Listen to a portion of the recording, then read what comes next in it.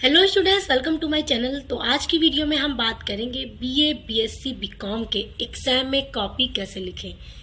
बहुत इम्पॉर्टेंट ये चीज़ है आपको ये जानना कि एग्जाम में कॉपी किस तरह से लिखी जाती है। मैं आपको एक बात बताती हूँ, ध्यान से सुनिएगा कि जैसे बहुत सारे स्टूडेंट्स ऐसे हैं जो पूरा पूरा पढ़ कर जाते हैं, पूरा पूरा, और बहुत सारे स्टूडेंट्स ऐसे हैं जो एग्जाम के एक दिन पहले पढ़ते हैं। ऐसे बहुत सारे कमेंट्स आप लोगों ने देखे होंगे, वीडियोस में लिखा होते हैं, बच्चे कमेंट करते हैं कि एक दिन पहले मैं पढ़ रहा हूँ या पढ़ रही हूँ, 1 घंटे पहले एग्जाम से मैं पढ़ रही हूँ, और वो 1 घंटे या एक दिन पहले पढ़ के उतने ही नंबर ले आते हैं जितना पूरे टाइम पढ़ने वाले बच्चे ले आते हैं। आखिर कैसे? जैसे कि मान लीजिए एक बच्चा, जैसे कि बहुत सारे ऐसे लोग हैं जो एक दिन पहले पढ़ के 70 से 80% ले आते हैं, और बहुत सारे स्टूडेंट्स ऐसे हैं जो पूरा पढ़ कर ही 80% लाते हैं। अब बताइए, पूरा टाइम पढ़ के 80% और ये बस एक दिन पढ़ के 70 से 80%। तो आप बताइए ऐसा कैसे वो बच्चे कर लेते हैं? आखिर उनके पास ऐसी क्या ट्रिक होती है कि एग्जाम में वो कैसे ऐसा कर लेते हैं कि बिना पढ़े सिर्फ एक दिन की पढ़ाई में वो इतना ज़्यादा नंबर ले आते हैं? तो मैं बताती हूँ वो ट्रिक। आप भी इस ट्रिक को आजमा कर अपने एग्जाम में पूरे नंबर ला सकते हैं, और आपको किसी भी चीज़ को रटने की ज़रूरत नहीं होगी। और अगर आपको कोई चीज़ न याद हो तो आपको किस तरह से एग्जाम में लिखना है ताकि आपको पूरे नंबर मिल जाए, तो आज की इस वीडियो में हम पूरे डिटेल में जानेंगे।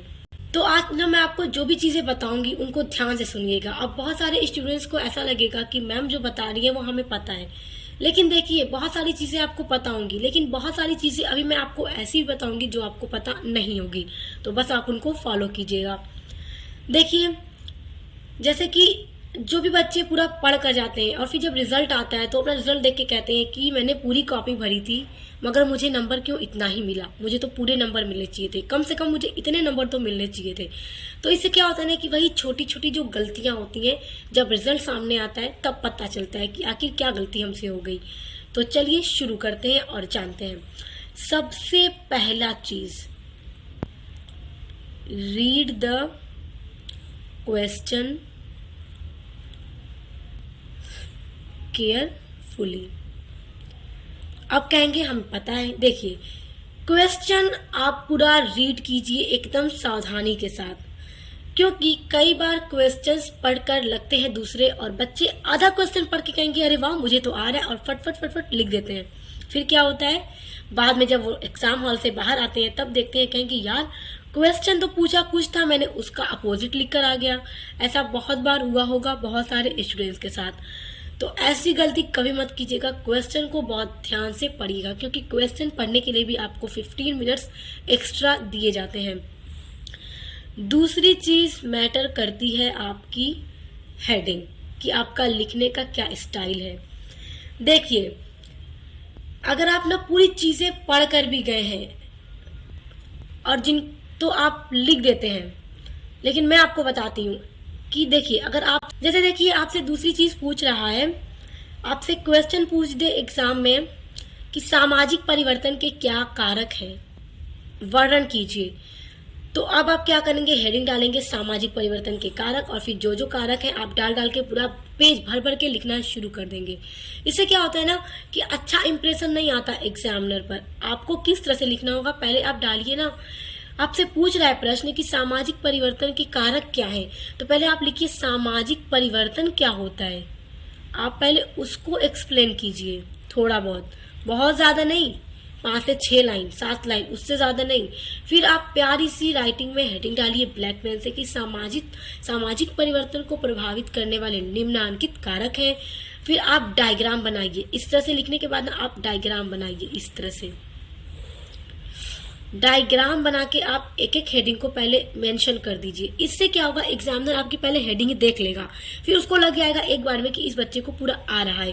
फिर आप एक एक हेडिंग डाल करना उसको एक्सप्लेन करना शुरू कीजिए। इससे बहुत अच्छा इफेक्ट पड़ता है और इससे नंबर भी पूरे मिलते हैं। अगर मैं आपको बताऊं कि आपको कुछ भी नहीं याद है कि अंदर आपको क्या लिखना है, कुछ भी नहीं याद है, तो बस आपको हेडिंग याद होनी चाहिए। हेडिंग याद होगी, आप डायग्राम बनाकर हेडिंग को डाल दीजिए। पहली हेडिंग यहाँ पे, दूसरी दूसरी हेडिंग यहाँ पे, तीसरी हेडिंग यहाँ पे। तो बस आपका डायग्राम उस पर इफेक्ट डालेगा। अब आप अंदर आपको कुछ भी नहीं पता है कि हम क्या लिखें, आप कुछ भी बना कर लिख दीजिए। सामाजिक परिवर्तन से रिलेटेड अपने हिसाब से बना कर लिखते चले जाइए। एक ही बात को आप 2-3 बार मेंशन कर दीजिए, मगर आपका जो स्टाइल होना वो ऐसा होना चाहिए, रिप्रेजेंट करने का तरीका ऐसा होना चाहिए जो देखने में इफेक्टिव लगे और एग्जामिनर आपको पूरे नंबर देने पर मजबूर हो ही जाएगा। अब मैं आपको तीसरी चीज बताती हूँ, एकदम ध्यान दीजिएगा। जैसे ना एग्जाम में कई बार, जैसे कि जो जियोग्राफी का पेपर हो, इस तरह के पेपर में या हिस्ट्री में मैप भी बनाने को आते हैं, जिनको मैप आते हो बनाने को, तो आप क्या करते हो, जैसे पूछ दे अगर कि भारत में कहाँ पर चावल की खेती ज्यादा होती है, फॉर एग्जाम्पल किस राज्य में, तो आप बस लिख दोगे इस राज्य में जहाँ भी होती है। आपको क्या करना है कि भारत का नक्शा बना देना है फौरन।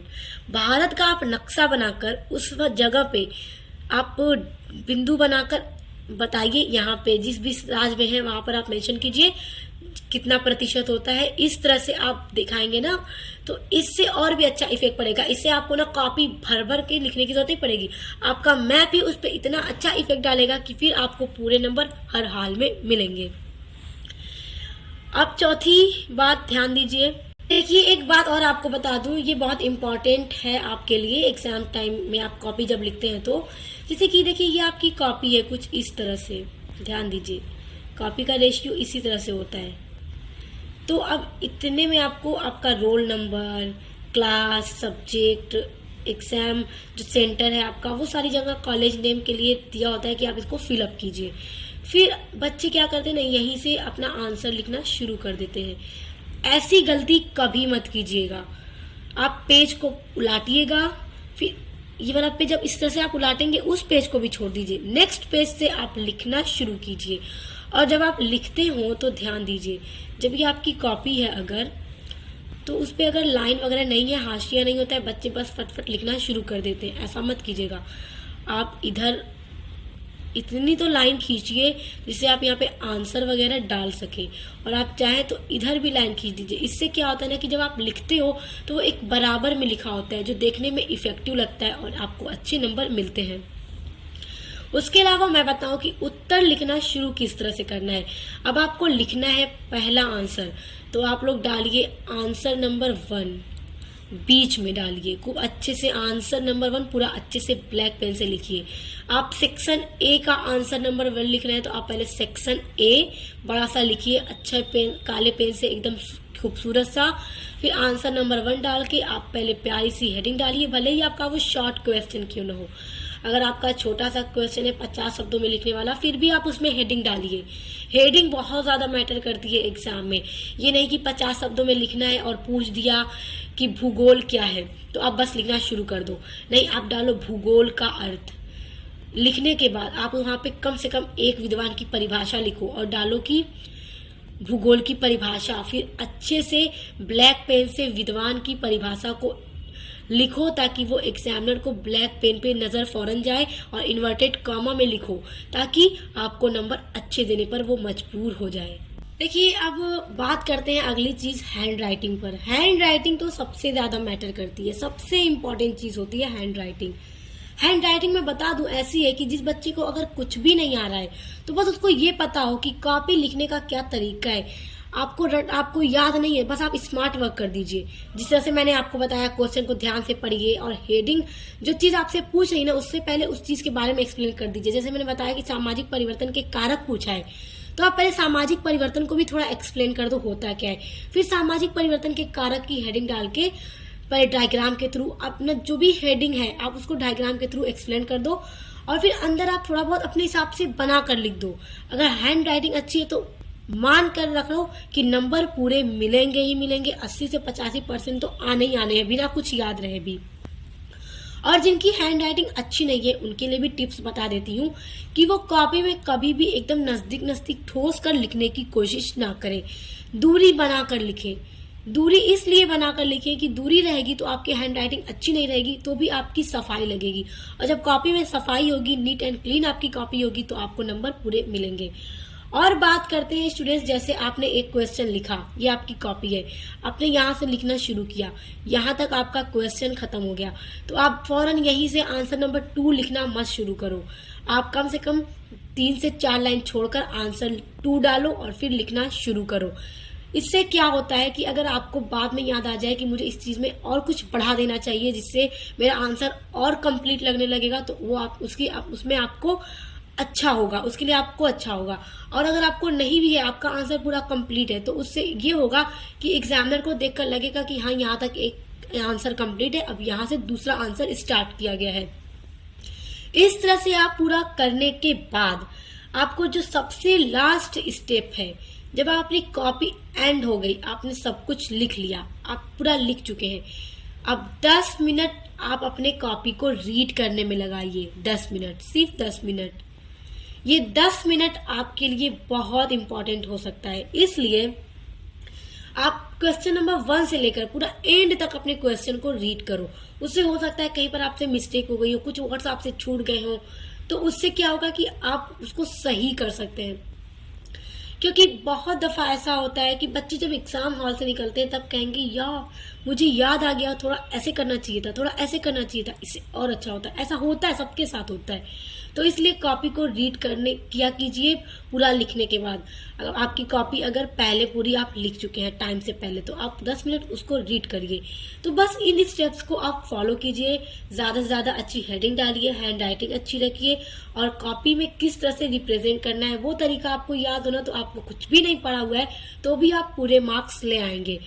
तो आई होप आपको ये ट्रिक अच्छी लगी होगी। चाहे BA, BSc, BCom सभी के लिए ये ट्रिक है कि एग्जाम में आपको इसी तरह से अपनी कॉपी को लिखने टाइम ये सारे स्टेप्स को फॉलो करना है। वीडियो पसंद आए तो वीडियो को लाइक कीजिएगा, शेयर कीजिएगा और चैनल को सब्सक्राइब कीजिएगा।